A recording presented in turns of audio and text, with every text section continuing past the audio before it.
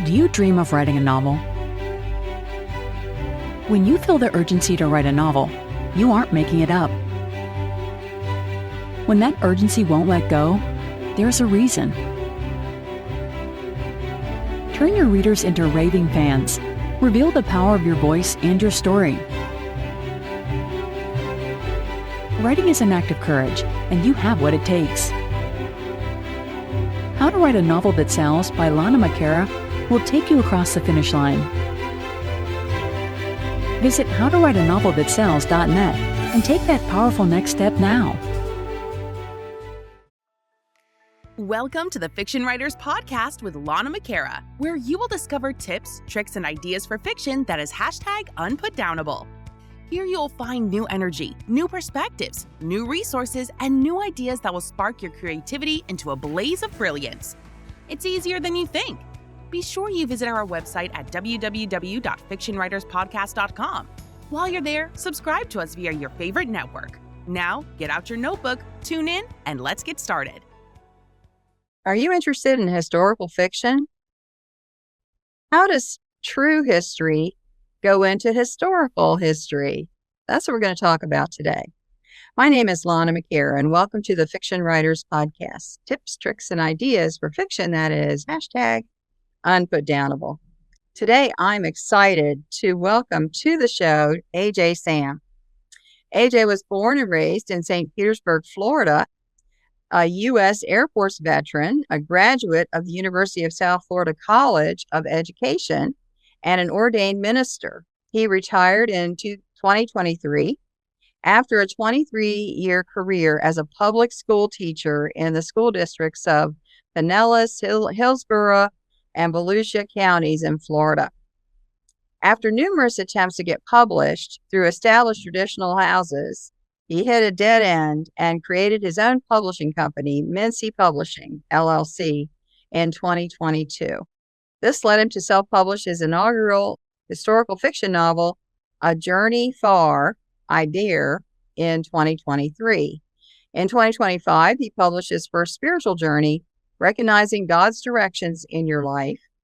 And now he's about to publish his second in that series, Akenrin, a man. I'm going to get you to pronounce that for me in a minute, AJ. As an author of historical fiction, AJ Sam believes the history must be factual and the fiction must be realistic. His writing attests to this fact with his attention to the details of historical events, facts, and characters that's woven through his fictional narrative. AJ Sam also believes in the necessity of studying the past, but not repeating the past. Instead, learning from it to ensure a brighter future for humanity. Welcome, AJ. Thank you for having me, Lana. Oh, this is a pleasure. I met you at the Sunshine State Book Festival, which was just a couple of months ago, and I've been excited to have you on the podcast ever since. So I'm really delighted. So going to our topic today, how do you decide which historical facts you're going to use in the book? That's one of the challenges that I face. My major decision is this. Can I share it without the narrator telling it? Putting history in the narrator's mouth makes the book a nonfiction history text instead of a historical fiction novel.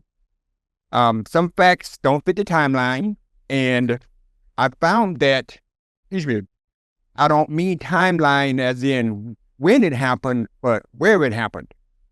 In my latest novel, Occurring, which is Yoruba for a man, some of the most famous Civil War battles happened far from where my protagonist is when he enters the military.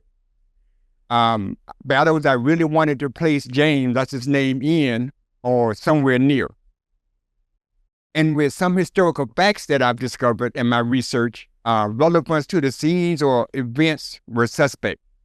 For instance, there were Civil War battles out west. I mean, far out west. I mean, New Mexico out west. and they were actually battling the Navajo. Now, I'm not quite sure if it was the Confederate or the Union, but that was an interesting historical fact that didn't fit my narrative. But one thing I have discovered, though, is the necessity of expert characters. Characters that can clarify, characters that can illuminate, and they don't have to be people. They could be items as well. They could be animate or inanimate. In A Journey for Iberia, my first novel, James uses the study of his overseer, of his owner's house for information. And then it's shared with you through James's discovery. He has a Webster's dictionary that he reads religiously. And he uses all of the words in it and the diacritical marks to improve his reading comprehension and his vocabulary. He has a plethora of literature from the 17th, 18th, and the first half of the 19th century, like any good study of a Southern gentleman would have. Of course, very little Northern authors, but just Southern authors. Excuse me. And he actually, as James goes through this, he peruses and muses, and his sense of self emerges. There's even a grandfather clock that dongs on the hour, but that becomes his partner in crime, so to speak, and helps him avoid being caught. Toward the end of A Journey for, and definitely into Occurring, A Man, James' college professors are the expert characters. I have fictional newspaper articles that I write, and I place them in real newspapers about real current events. So those articles become expert characters. And the mysterious Mr. Bill, who brings knowledge and warnings of political and social and legal ramifications, is certainly an expert character. These three things allow me to not have to put it in the narrator's mouth, but instead put it into action in the character's mouth. Also, the Civil War years of 1861 to 1865 may be the most researched and documented time in the history of the United States. I mean, not only not found detailed information on the battles of Manassas, that's the first and second one, Antietam and Gettysburg, along with Sherman's destruction of the South, but every battle that was held during the conflict, I found in my research. This includes the dates and the states or territory, and I could have used them all, but most wouldn't have fit in my narrative, my timeline of my story. For instance, James's regiment was located in Western Tennessee during some of the most vicious Civil War battles that occurred in the Northeast region of the Confederacy. And when we discuss historical facts, I'm not just talking about historical facts relevant to the U.S. Civil War. I'm talking about historical facts that are relevant to this U.S. Civil War area.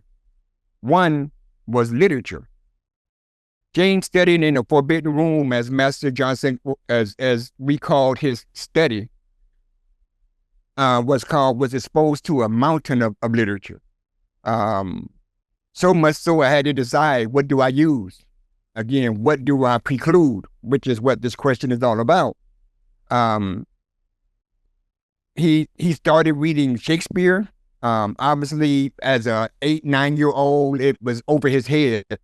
But he started reading that, which led him to the Webster Dictionary to build his vocabulary so that he could understand.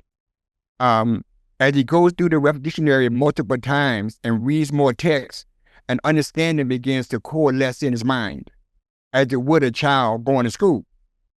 One day I had him read the incredibly long sentence that begins one of Charles Dickens's novel, A Tale of Two Cities. He closed the book as his mind swirled, and he marveled, wow, that's just the first sentence. I loved that scene, but the problem was A Tale of Two Cities wasn't published until 1859, some 6 or 7 years before this scene would have taken place. Okay? So what do? I realized that I had to either change the scene or hope historical buffs didn't pick it up. Yeah, I changed the scene.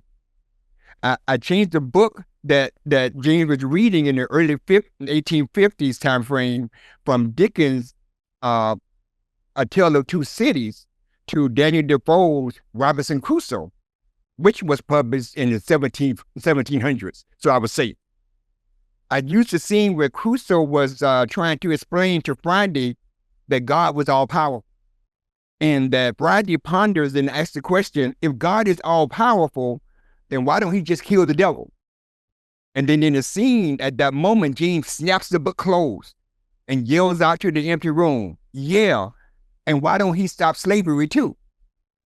So again, I had to change the fiction to fit the history, but I still had a real desire to use that sentence from Dickens' A Tale of Two Cities. So after he escapes to New York City in the timeline, there's a scene where he's in the house of his benefactor, Mrs. Howard, who's an abolitionist, and she had just brought a collection of books back to him from the library. And one was the brand new book Dickens had just published in 1859, A Tale of Two Cities. So I have her talking to James, and James is looking at the book and reading the book. And after a point, he muses, Mrs. Howard, my existence right now reminds me of this first sentence in Dickens' novel. He said, the best of times and the worst of times. He says, I'm so happy that I've escaped the South, but I'm terrified of the ones I left behind. It's like I'm living a tale of two situations. So I was able to move that literature text from 1852, which it didn't belong, to 1859, but I was also able to incorporate another piece of text that was relevant and was available in 1852, and they both made my points in the narrative.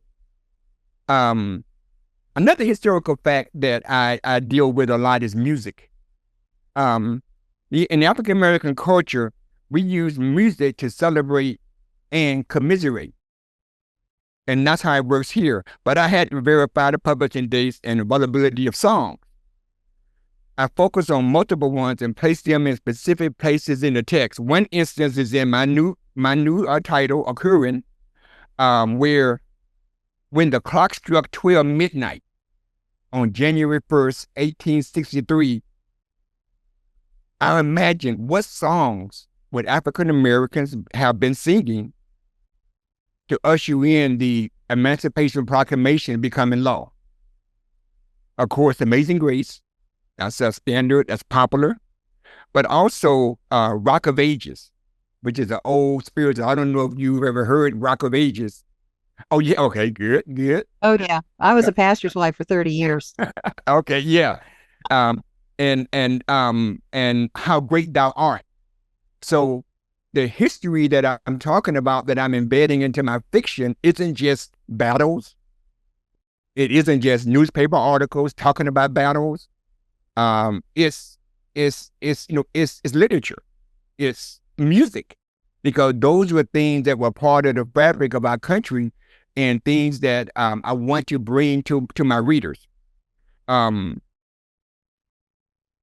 So when I look at that, when you ask the question about how do I decide which history to use or preclude, those are just a couple of examples, and I have had plenty of them. When I do my writing, I get to a point in my writing where I go back and I verify historical facts.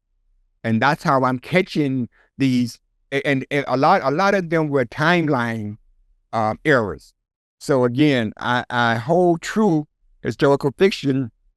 The fiction has to be factual, and the history has to be factual, and the fiction must be realistic. Yes, that's the best of both worlds, isn't it? Yes. How do you have like a paper timeline that you have different events on and then you come and fit the story?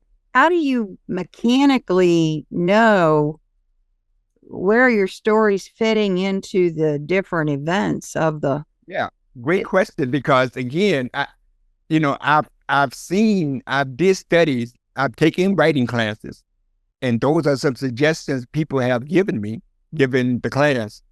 And I just found it too rigid.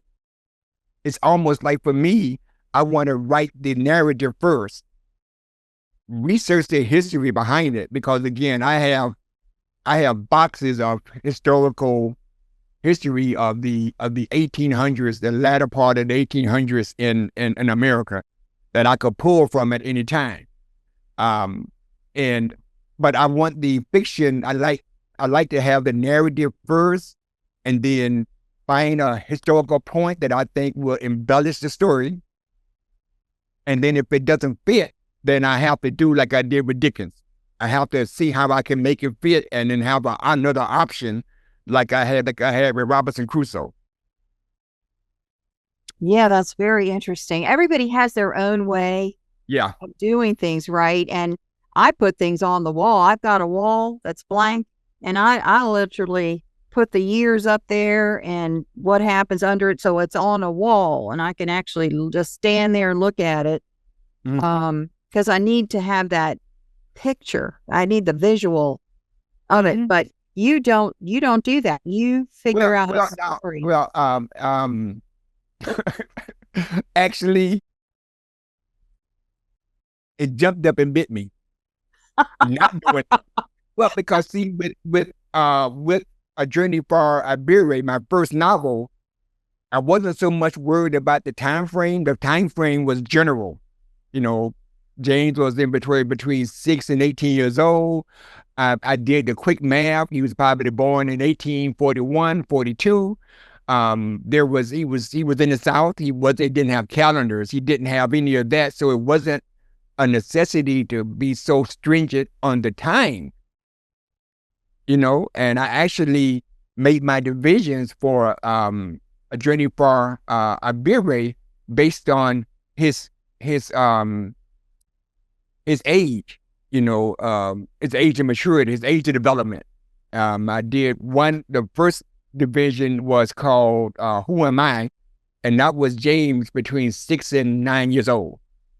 The second one was The Uglies, and that was James between 9 and like about 14 years old. The third one was Run Into the Future, and that was when James was about 14 to 18. And then the final one, Transitions, where he escaped slavery and was now up in New York. That was him from about 18 to 20 years old. So I guess the rigidity of the time wasn't a big issue then, but when I got to start getting ready to finish Occurring, I said, I think I'm gonna use these 5 years as my division. They were definite. I had data. I had history to tell me which year this happened. I had all of that in place. So as I went to start placing the divisions for my narrative, I had events that were backwards. There was one year, I think 1862, I probably had 8 to 10 pages of text, because again, as I'm writing ideas. And so again, with that, I had to figure out, okay, what am I going to do with this year? But the blessing is that it forced me to take a look at what I hadn't written. A lot of people, like I said, I try to keep the history real. A lot of people may not realize that the war started 1861, but African Americans weren't allowed to fight until the middle of 1863. So it's about 2.5 years of the war before James, my character, got a chance to be a man, as he said, and fight in the war. So I was writing a lot about when they were in the war, but I didn't realize that there was a lot, this whole this whole space. And so my writer's mind said, what was he doing in those years? And so that's how I did it. So to your question, if I ever do another one where time is important, I would definitely put my little time up and then fill them in, because, I had to do it in the back end. I mean, it was, it wasn't awful, but, it was just something that I knew I had to do, and I was determined to do it. Yes. Well, there comes so much determination to follow through with any novel, because it's a lot of details, but especially with historicals. I wrote historical novels too in my early days of writing. So yes, one thing that captured my attention, which I have to ask you, and that is, how did the grandfather clock become an informer? How did that work? You know what? See, and it was so, you were so funny, because I'm thinking about that I'm coming to the podcast, and I'm thinking about what you may ask me, and I don't really want to give away too much, but I will tell you this grandfather clock, it sits outside of Master Johnson's study. And it's a 2-story, if you imagine the stately, pre-Civil War Southern mansion, that's what it was. And it chimed every hour. So like 2 o'clock it chimed twice, 5 o'clock it chimed, 5 times. And so when James would sneak in, his only reference of time was the grandfather clock. And so his son, who went to school, would come home about 4:30. So when the chime went 4, James knew he had to get out of there. Well, this one day, he in there studying, I forgot what I had him reading, but he was into his reading, and he heard the master's son come calling for him. And so he's in the room he was specifically told never to go into. Ooh. Yeah, exactly. And so he's in the room, and he's wondering, wait a minute, how did I miss, the 4 o'clock chime? Well, the young man came to his room, passed by the study. He passed by the study again, went outside to find James. James was ready to come outside, and somebody, I guess a clocksmith, has the clock taken apart, and he's cleaning it. Oh. So, so James lost track of time because, the clock didn't chime. But that was how he knew, the time, and even being in the study, because we went in the study, he closed the door. And so, that's when I see his partner in crime. That was the one that always helped him be aware of, when he had to get out of there. So. Okay. Very cool. Yeah. I had these images of the chiming of the clock is covering up some noise, like he's walking down the stairs or something. And he does it when the clock's chiming, so the clock people can't hear. I didn't know. That's interesting. I don't know if I got it from Poe's what did Poe had something. Poe had this mechanism, the sound. I think it was Telltale Heart, where it was the heartbeat, and so when I thought about it, I'm like, well, I'm not gonna make it scary. I'm serious. I'm gonna make it helpful. Yes. And nobody knew. When he would be there, he would, and again, at this time, people in the South didn't realize the ability of African Americans. They could learn, anything like that. So they spoke freely in front of them. I mean, this is 6, 7, 8-year-old boy. And so they'll be talking about what they're going to do, and he'll be in his mind, okay, so they're going to be leaving at 9, they'll be back at 1. Okay, when that clock hits 12, I know I got to get ready to get out of there. And he did that, for years until he finally, actually, he never really did get caught, but that's another part of the story that I'll save for the readers. Okay. Okay. Awesome. What would you say is the most difficult job that a fiction author has? Ooh. Well, I look at the fiction author as three, and I guess all authors, the writer, the author, and the publisher.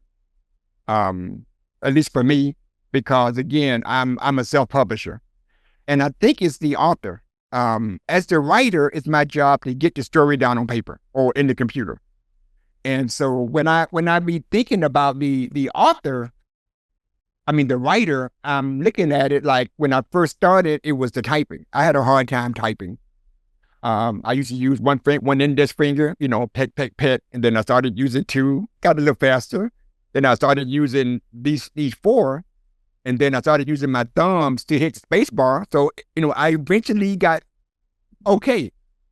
But I could never do my draft copy on the computer. I always do it in paper and pencil or paper and pen. And then I type that in for the first draft. And then when I'm doing my revisions, I print it out double spaced and I make all my corrections or additions on it. But that's not bad, because as I continue and I get close to the end, the problem becomes the author in me. I tell you why. As a self-publisher, I'm working with the people for the book design or the interior page layout, or I'm working with the editor, I'm working with the proofreader. But that has a definite end. My problem as an author is that I don't know when to stop. You may have the same thing. You finish a book, it's like, okay, and you read it and your brain still is adding stuff to it. Okay, so it's not just me. Nope.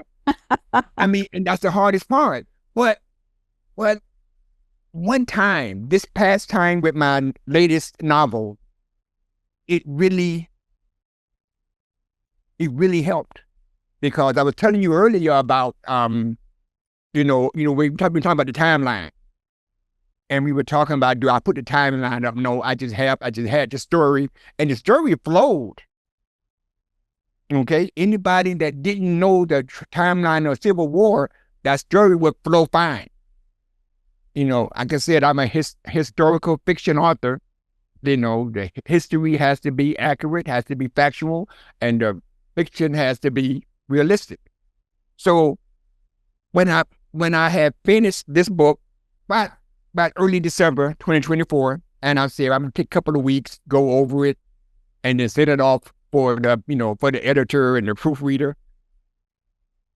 And as I started going through it, and I started putting the timeline for the years of the Civil War, it became so apparent that there was a lot of holes.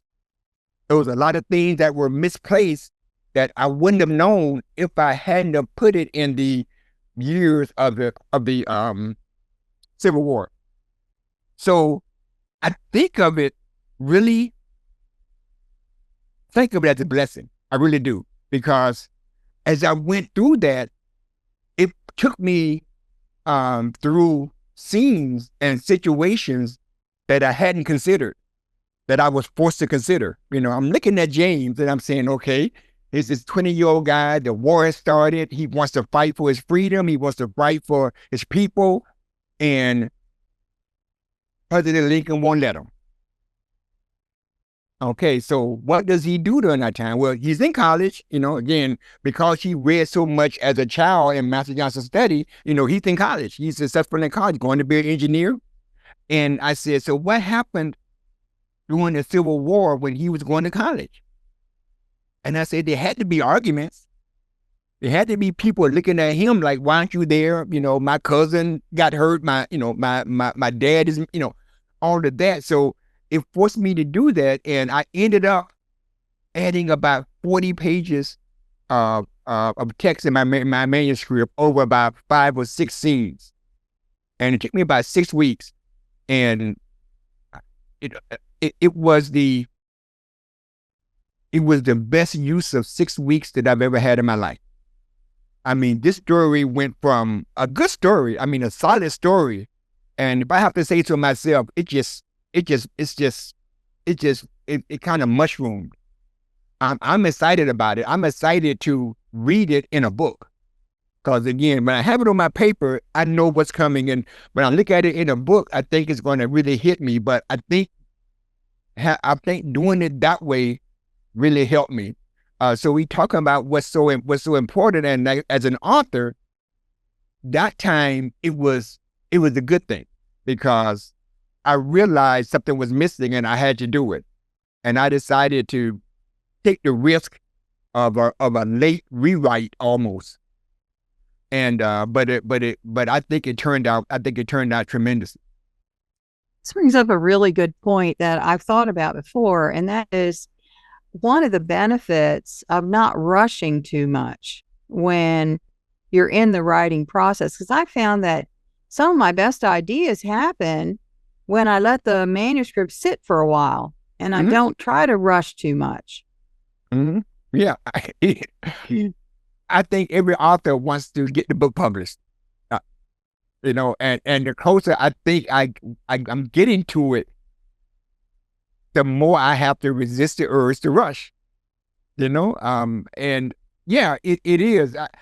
I can say I look at the book now as opposed to what it had been, and there would have been a big lull in the action while everybody waits for James to be able to fight in the Civil War.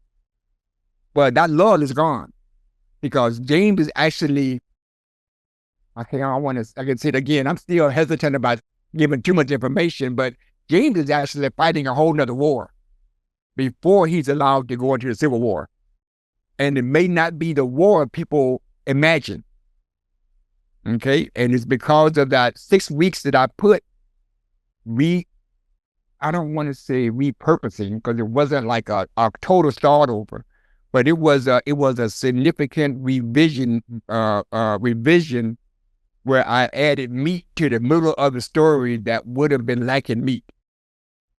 So, and if you want to know more, buy my book, June 2025. Yeah, all those links are going to be in the show notes.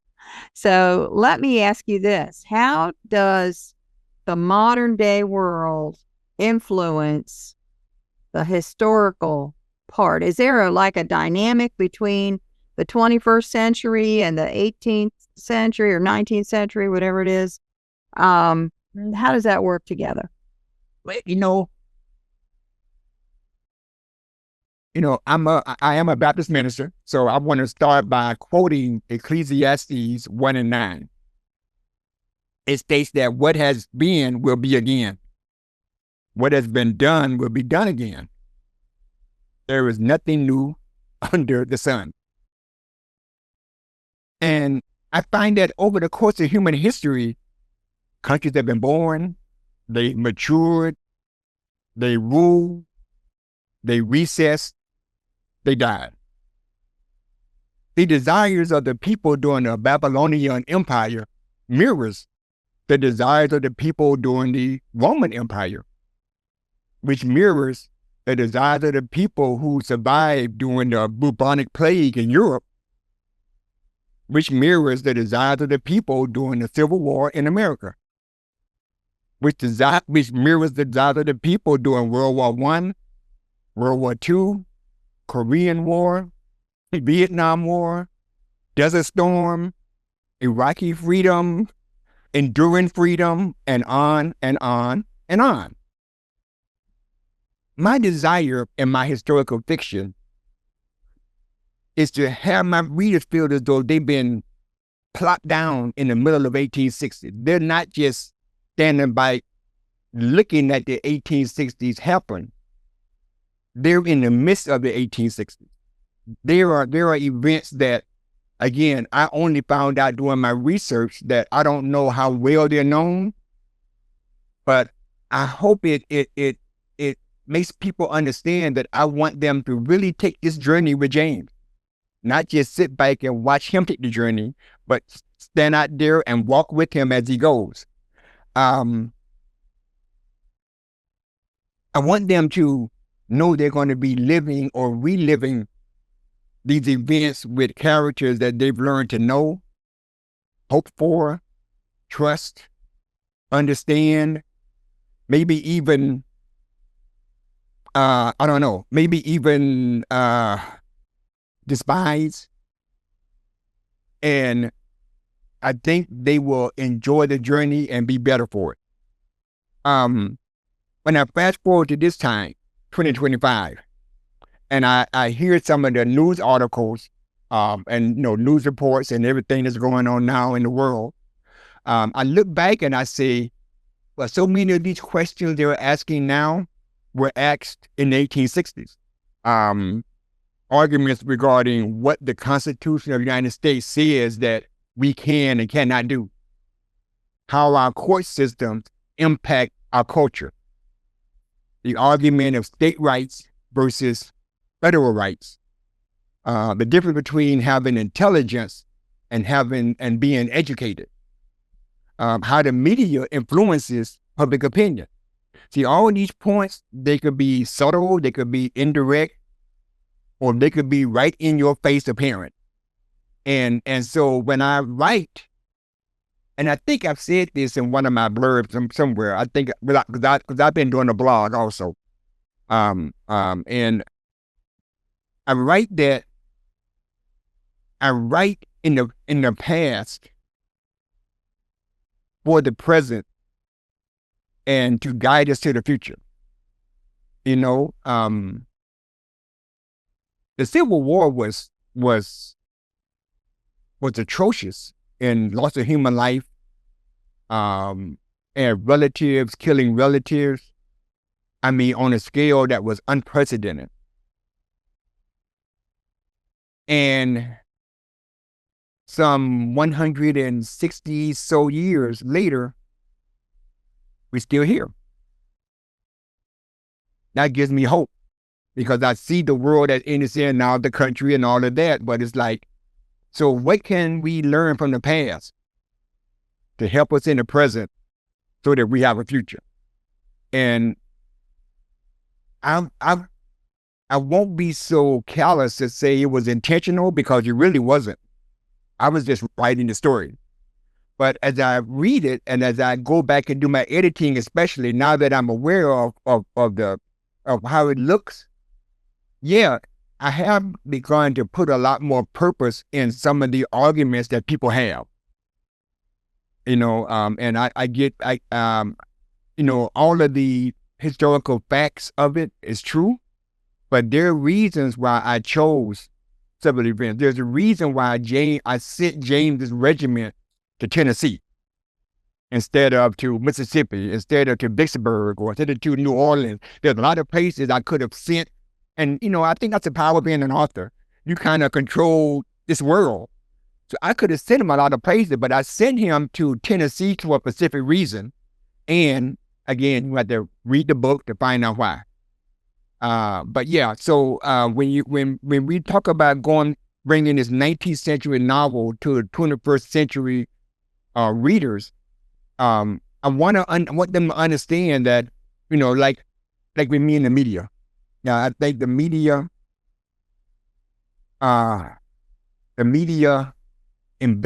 over-embellish now, and I found that it did the same thing back then. Everybody had a story. Everybody wanted to write a story. They just didn't have the internet or the TV or anything. All they had was a pen and paper and the printing press. But the word got out. So, that's kind of, I don't know. I don't know if I'm answering the question. I tend to ramble sometimes, so I apologize. Oh, no, this is great. This is great. I wrote a novel set in 1925 in Tennessee. And it was about the Scopes evolution trial. Back then, it was a landmark court case about whether it's legal to teach evolution in the public schools. Right. And what Darwinism. Darwinism. Right. Right. And what I found out was that the newspapers of the day, they had radio back then, but not, wasn't much there, just newspapers and radio. They were doing the spin thing the same as they do today. When I found that out, I was like, what? That's Yeah. 100 years ago. They were already doing, well, you're saying all the way back to 1860, 1865, they were doing it then too. Yeah. It's even bigger than that. In 1858, I believe, Abraham Lincoln was challenging Stephen Douglas for the U.S. Senate seat in Illinois. And they had these series of debates. It was the first nationally publicized series of debates in our country's history. I mean, reporters followed them. And like you said, there were some reporters that were pro-Lincoln, so they wrote pro-Lincoln. There were some that were pro-Douglas, so they wrote pro-Douglas. And the people had to decide, well, not the people, white land-owning men, because they were almost like a vote. They had to decide who they were going to vote for. And it was the first presidential campaign that garnered so much national attention. And I don't think the newspapers have looked back since. The media has looked back since. Every year, every time, it just grows more and more and more, So yeah, and it's so true. And again,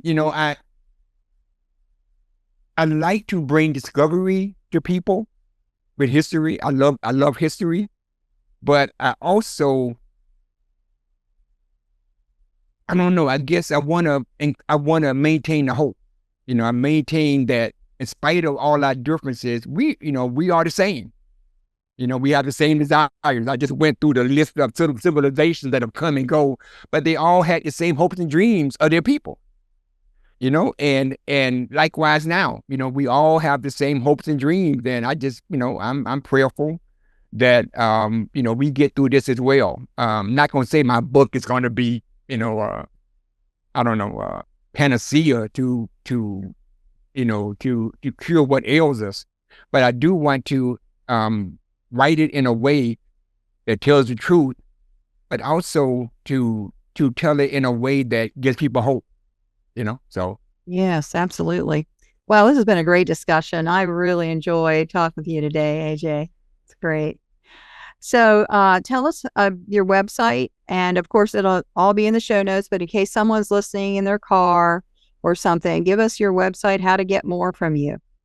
Okay, my website is TheAJ Sam, that's TheAJSam .com.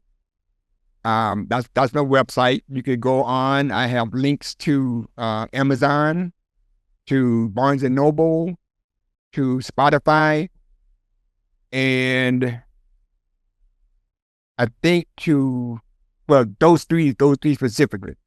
Both of my books are available on Amazon, Amazon.com, and I'll be looking forward to getting this next book ready and out soon as my publishing team allows me, because now it's in their hands. So now I just twiddle my fingers and see what happens.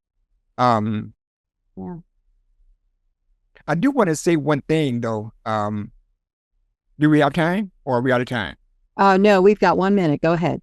1 minute? 1 minute. Wow. See, I knew I was going to do this. Oh, Time flies, doesn't it? But it was fun.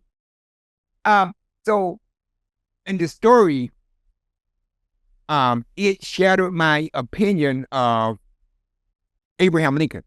When Abraham Lincoln was elected, he was elected with the support of the Republican Party, which was a party of the abolitionists in 1860. But in his first State of the Union address, inaugural address, March 4th, 1861, not only did he call slaves property, but he said that he wasn't going to do anything to stop slavery, and he had no intention nor inclination to do so. So when we talk about the history guiding the fiction, that changed my whole story. And again, you can read it at your leisure. I'm sorry I didn't get a chance to flesh that out, but I really appreciate your time. I really appreciate you giving me this opportunity, and I'm excited about where this goes. Again, keep theajsam.com is my website. I have links for signing up for my newsletter if you like. I have links for you to click on contact, and you can send me an email. I'll email you back as soon as I can. And I'm on Facebook, and we'll, hopefully on one of these avenues, we'll meet. Awesome. Thank you so much, AJ, for being with us. Okay, thank you. And thank you for being with us today. See you next time. Bye now. Thank you for tuning into the Fiction Writers Podcast with Lana McAra, where we share tips, tricks, and ideas for fiction that is #unputdownable. Remember to visit our website at www.fictionwriterspodcast.com and enjoy even more great episodes like this one. Again, while you're here, subscribe to us via your favorite network. We look forward to seeing you next time on the Fiction Writers Podcast.